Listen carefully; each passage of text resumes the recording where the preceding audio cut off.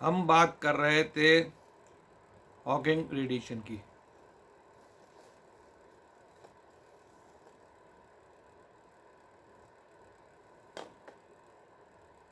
के दूसरे फिजिसिस्ट से भी मिले, पर सबने यही बताया कि कैलकुलेशन यही शो करते हैं कि ब्लैक होल्स रेडिएशन एमिट करते हैं, जो ब्लैक होल के मास पर डिपेंड करता है। ब्लैक होल का मास जितना ज्यादा होगा उसका टेम्परेचर उतना ही कम होगा। अब कैलकुलेशन के हिसाब से ये तो साफ था कि ब्लैक होल्स के पास टेम्परेचर भी होता है और वो रेडिएशन भी एमिट करते हैं, पर सवाल अब भी वही था कि कैसे।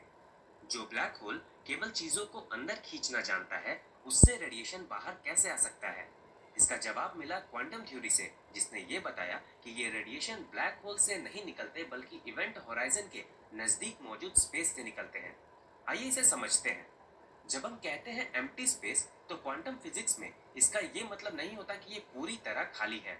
इनफैक्ट स्पेस में कोई भी जगह पूरी तरह खाली नहीं हो सकती, क्योंकि अगर हम ये कहते हैं कि ये जगह पूरी तरह खाली है, तो इसका मतलब ये होगा कि वहां मौजूद फील्ड्स जैसे कि ग्रेविटेशनल फील्ड, इलेक्ट्रोमैग्नेटिक फील्ड इत्यादि सभी बिल्कुल जीरो होंगे। पर किसी फील्ड की वैल्यू और समय के साथ इस वैल्यू में आया चेंज बिल्कुल पोजीशन और वेलोसिटी की तरह है। अब अगर हम हाइजेनबर्ग्स अनसर्टेनिटी प्रिंसिपल को देखें, तो ये हमें बताता है कि हम इन दोनों वैल्यू को पूरी तरह एक्यूरेसी के साथ नहीं बता सकते। अगर हमें पोजीशन के बारे में एग्जैक्ट जानकारी हो, तो हम वेलोसिटी के बारे में अनसर्टेन रहेंगे, और अगर हमें वेलोसिटी के बारे में एग्जैक्ट जानकारी हो, तो हम पोजीशन के बारे में अनसर्टेन रहेंगे।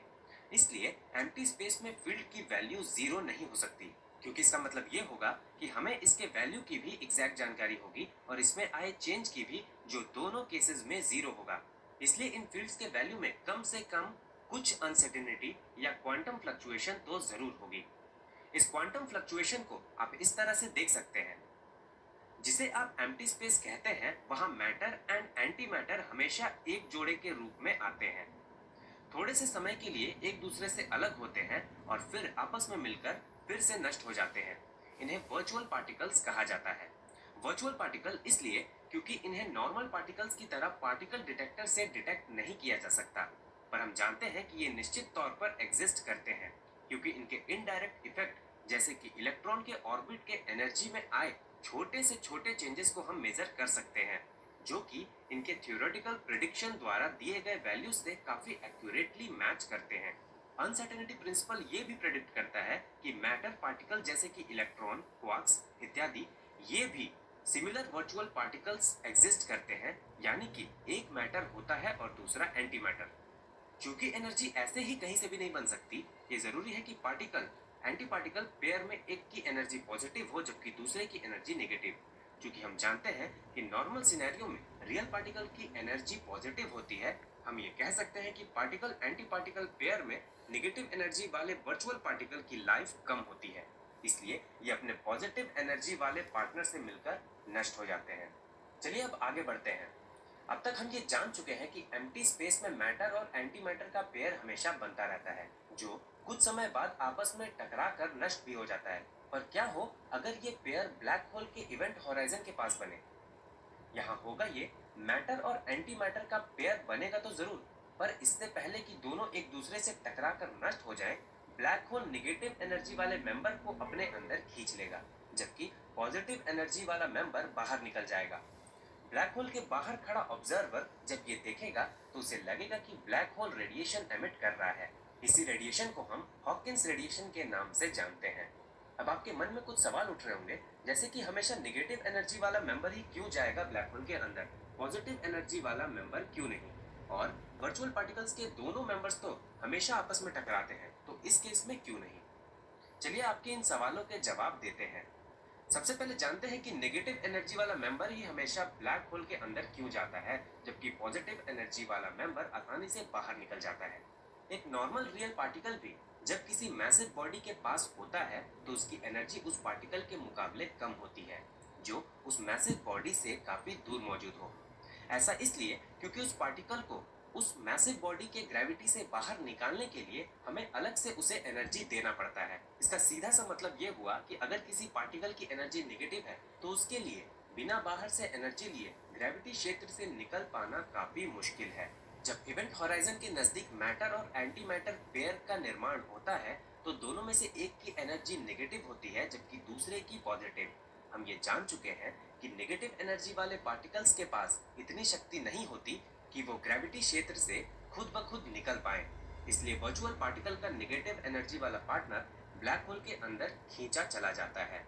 वहीं दूसरे पार्टनर के पास पॉजिटिव एनर्जी होता है, जिसका मतलब ये हुआ कि उसके पास इतनी सफिशिएंट एनर्जी होती है कि वो खुद को इवेंट होराइजन में खींचने से बचा ले तथा बाहर आ जाए।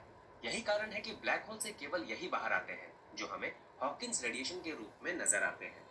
अब आते हैं दूसरे सवाल पर कि वर्चुअल पार्टिकल का पेयर तो हमेशा आपस में टकराकर खत्म होते हैं, तो फिर इस केस में ऐसा क्यों नहीं होता? नॉर्मल रियल पार्टिकल की एनर्जी हमेशा पॉजिटिव होती है, पर अगर ब्लैक होल की बात करें तो इसकी ग्रेविटी का प्रभाव इतना ज्यादा होता है कि इसके अंदर रियल पार्टिकल की एनर्जी भी निगेटिव हो जाती है। यानी कि ये इस संभावना को जन्म देता है कि ब्लैक होल के अंदर अगर एक निगेटिव एनर्जी वाला वर्चुअल पार्टिकल एंटर करता है तो अंदर जाकर वो एक रियल पार्टिकल बन जाएगा। क्योंकि अब ये वर्चुअल पार्टिकल नहीं रहा, इसे अपने दूसरे पार्टनर से टकराकर नष्ट होने की जरूरत नहीं रही। ब्लैक होल जितना छोटा होगा, ब्लैक होल के अंदर गए नेगेटिव एनर्जी वाले वर्चुअल पार्टिकल को रियल पार्टिकल बनने में उतना ही कम समय लगेगा। इससे रेडिएशन का एमिशन भी बढ़ेगा और ब्लैक होल का टेम्परेचर भी। बाहर निकलते रेडिएशन की पॉजिटिव एनर्जी को बैलेंस करेगा ब्लैक होल के अंदर जाता नेगेटिव एनर्जी। अब आइंस्टाइन का E=mc² हमें बताता है कि एनर्जी मास।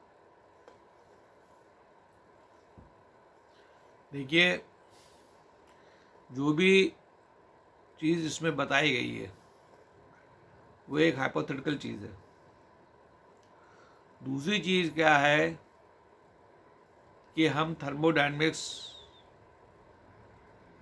के लॉज के बारे में बता रहे थे, तो उसमें एक आता है dead state. What is dead state? तो डेड स्टेट जो है वो थर्मोडायनेमिक इक्विलिब्रियम को कहा जाता है कि जब मैकेनिकल और केमिकल और थर्मल इक्विलिब्रियम में सिस्टम होता है तो उसमें ना ही कोई मूवमेंट होता है, ना ही कोई केमिकल रिएक्शन होती है, और उसमें फ्लो ऑफ हीट भी रुक जाती है। तो उससे जो है हम वर्क नहीं ले सकते, उससे हम वर्क नहीं ले सकते, तो इसको वो डेड स्टेट कहते हैं। तो जो सेकंड लॉ ऑफ थर्मोडायनेमिक्स है उसमें एक चीज़ है flow of heat. Flow of heat किधर होगी? तो वो कहता है कि from high gradient to low gradient, to high temperature to low temperature. लेकिन क्या लो टेम्परेचर से हाई टेम्परेचर की तरफ हीट जाती है तो ये उसमें साइलेंट हो जाते हैं। कहने का मतलब ये है कि ना ही कोई डेड स्टेट नाम की चीज़ है यूनिवर्स में, और ना ही एंट्रोपी है। ये ध्यान रखिए, क्योंकि हर चीज़ साइक्लिक है। तो कभी भी ऐसा समय नहीं आता है कि यूनिवर्स वो डेड स्टेट में पहुंच जाए, और ना ही कभी ऐसा समय आता है कि पूरे यूनिवर्स की जो एनर्जी है वो एग्जॉस्ट हो जाए। पूरे यूनिवर्स की एनर्जी एग्जॉस्ट नहीं होती है, वो साइकिल के फॉर्म में रहती है। तो जो भी energy pool of the universe graviton से निकलती है वो लौट के फिर एनर्जी पूल में आ जाती है। और इसलिए जो लॉ ऑफ थर्मोडायनेमिक्स है, सेकेंड लॉ ऑफ थर्मोडायनेमिक्स, उसमें फ्लो ऑफ हीट हमें higher temperature to lower temperature दिखाई पड़ता है। लेकिन जब उसका काम पूरा हो जाता है हीट का, सपोज कीजिए हीट का काम पूरा हो गया और सिस्टम कूल की तरफ चलता है, तो वो हीट जो है वो एनर्जी पूल ऑफ यूनिवर्स में चली जाती है। तो जब एनर्जी पूल ऑफ यूनिवर्स में हीट चलने लगती है तो उसका टेम्परेचर डाउन होने लगता है, और धीरे धीरे वो एब्सोल्यूट ज़ीरो पे पहुंच जाता है। एब्सोल्यूट ज़ीरो पे जब यूनिवर्स पहुंचता है तो उसमें मैकेनिकल इक्विलिब्रियम ज़ीरो होता है, केमिकल इक्विलिब्रियम ज़ीरो होता है, थर्मल इक्विलिब्रियम ज़ीरो होता है,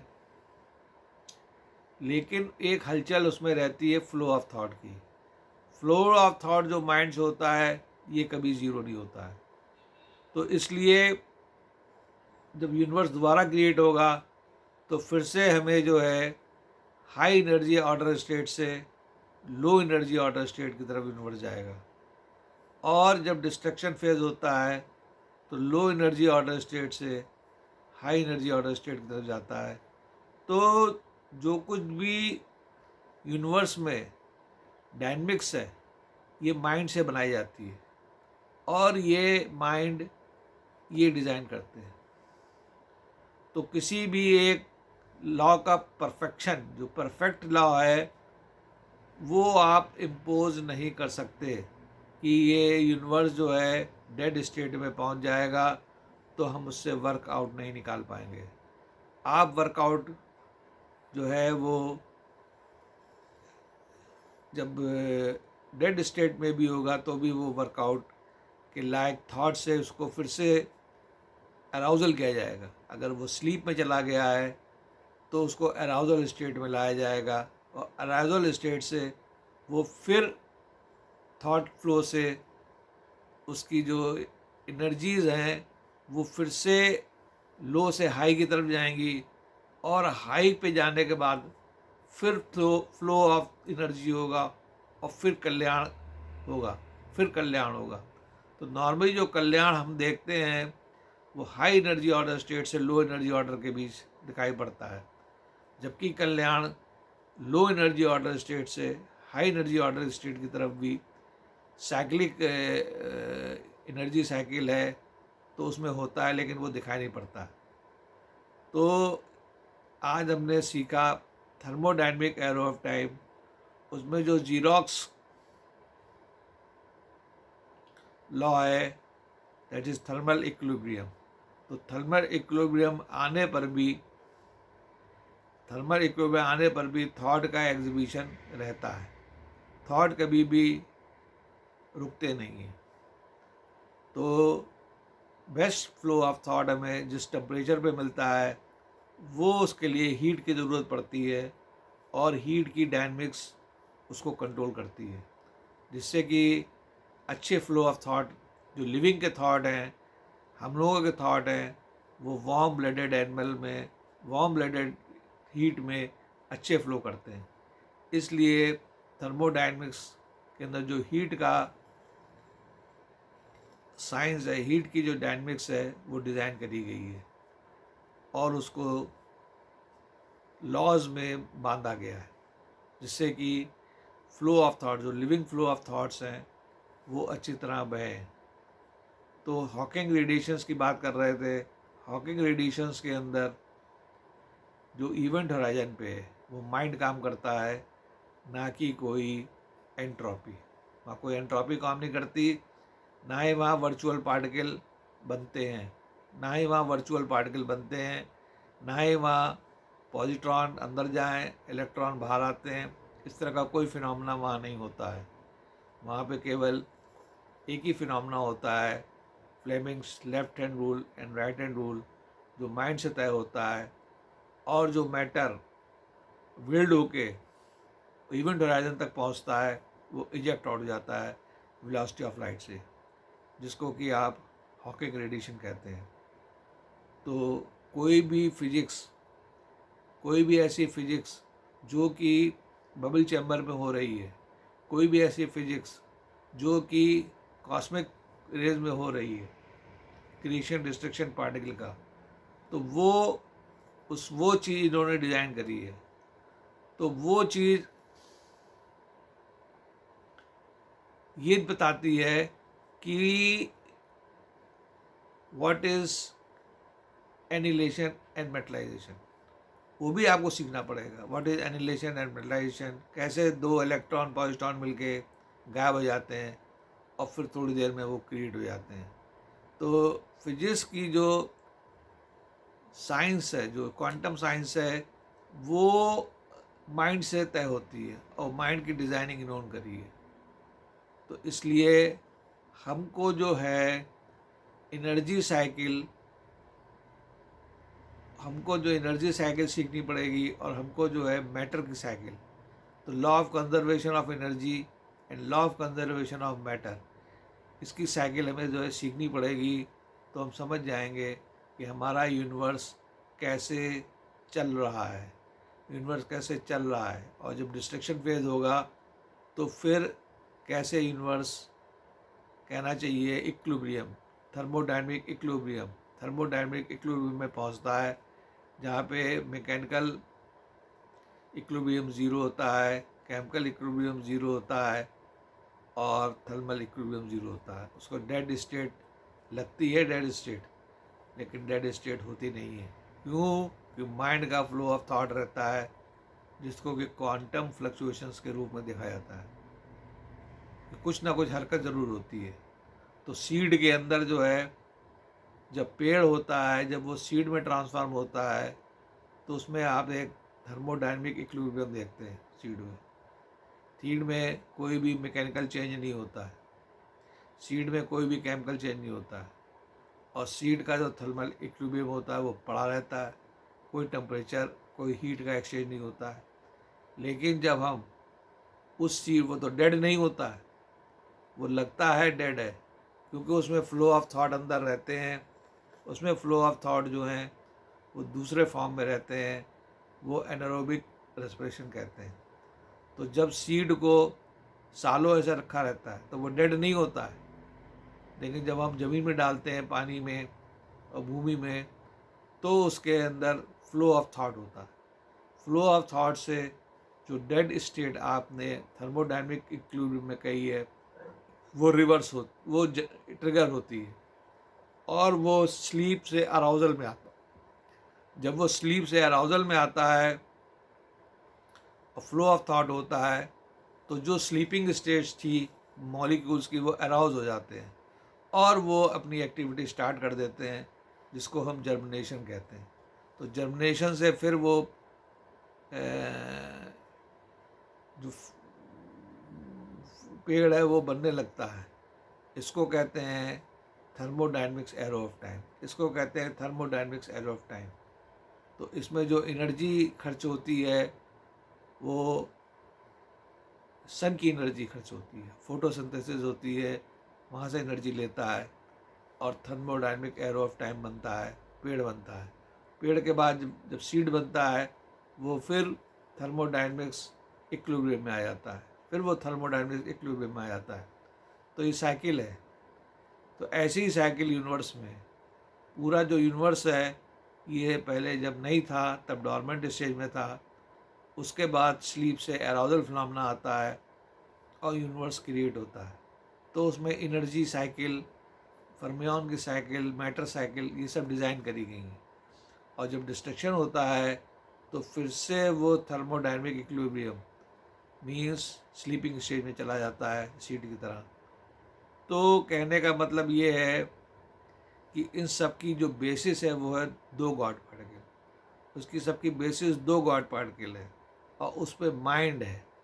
तो माइंड जो है एटॉमिक जेनेटिक्स, उसके बारे में जानिए कि माइंड कैसे वर्क करता है, कैसे डिज़ाइन करता है thermodynamics arrow of time, mind कैसे डिज़ाइन करता है मैक्सवेल प्रिंसिपल, माइंड कैसे डिज़ाइन करता है यूनिवर्स क्रिएशन और यूनिवर्स डिस्ट्रक्शन।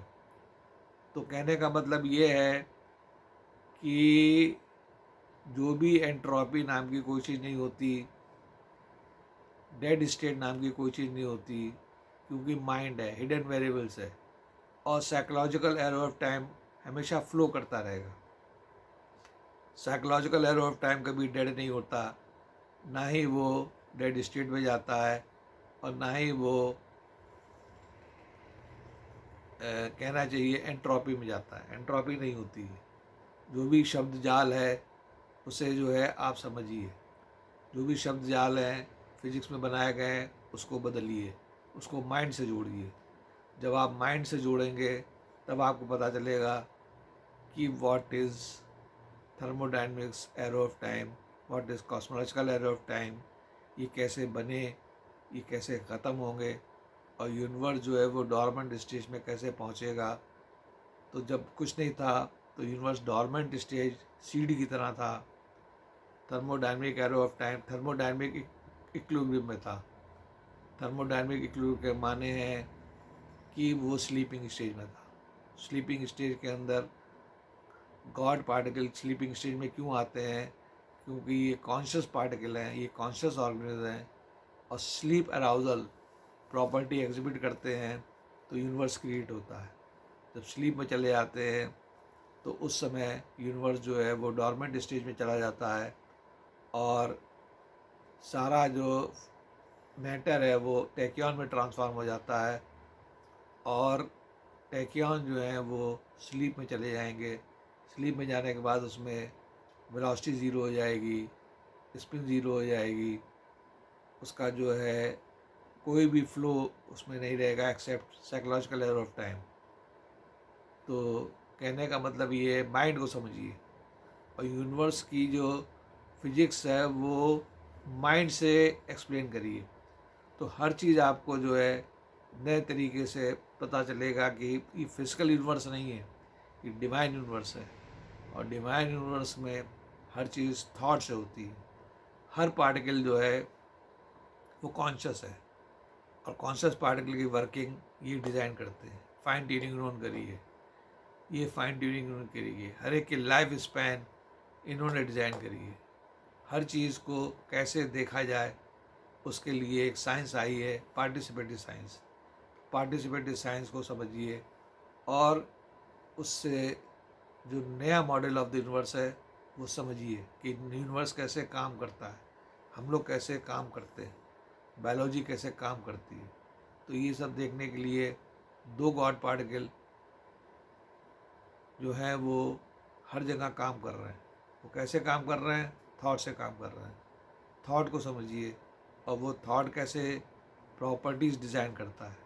थॉट जो है वो प्रॉपर्टीज़ कैसे डिज़ाइन करता है, कैसे नई नई चीज़ें पैदा होती हैं, ये सब चीज़ें समझिए, ताकि आपको ये समझ में आ जाए कि जो डायनेमिक्स है हीट की वो कैसे डिज़ाइन की जाती है, कैसे थर्मोडायनेमिक्स लॉज बनते हैं।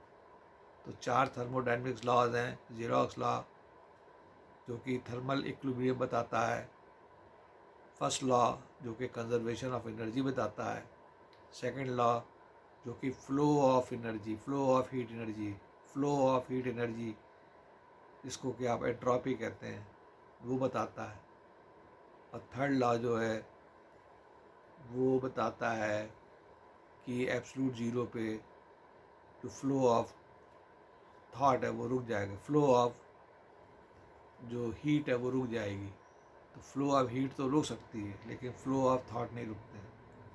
फ्लो ऑफ थॉट हमेशा बने रहते हैं, चाहे यूनिवर्स हो और चाहे ना हो, क्योंकि फ्लो ऑफ थॉट अगर नहीं होंगे तो दोबारा क्रिएशन नहीं हो सकता। दोबारा क्रिएशन नहीं हो सकता। तो दोबारा क्रिएशन के लिए फिर टेम्परेचर जनरेट होता है, फिर टेम्परेचर जनरेट होता है, फिर हीट पैदा होती है, फिर हीट पैदा होती है, फिर हीट का फ्लो होता है। जब हीट का फ्लो होता है तो थॉट जो है वो बेस्ट अपना जो है एक्सप्रेशन देते हैं, और फिर लाइफ आती है, और फिर से लोग जीवित हो उठते हैं, फिर जीवन चलने लगता है। तो जीवन चक्र जो है ये कैसे पैदा होता है, इसकी जानने की जो साइंस है वो है डिवाइन मैकेनिक्स। एटॉमिक स्टैटिक्स जानिए तो जीवन कैसे पैदा होता है, जीवन कैसे पैदा होता है ये आपको पता चलेगा। कैसे जीवन काम करता है ये आपको पता चलेगा। तो हर चीज़ जो है कि फाइन ट्यूनिंग हुई है, हर चीज़ की फाइन ट्यूनिंग हुई है। वाइन ट्यूनिंग इन्होंने की है, क्रिएटर ने, लॉर्ड शिवा ने। बगैर फाइन ट्यूनिंग के यूनिवर्स नहीं क्रिएट हो सकता। धन्यवाद, धन्यवाद।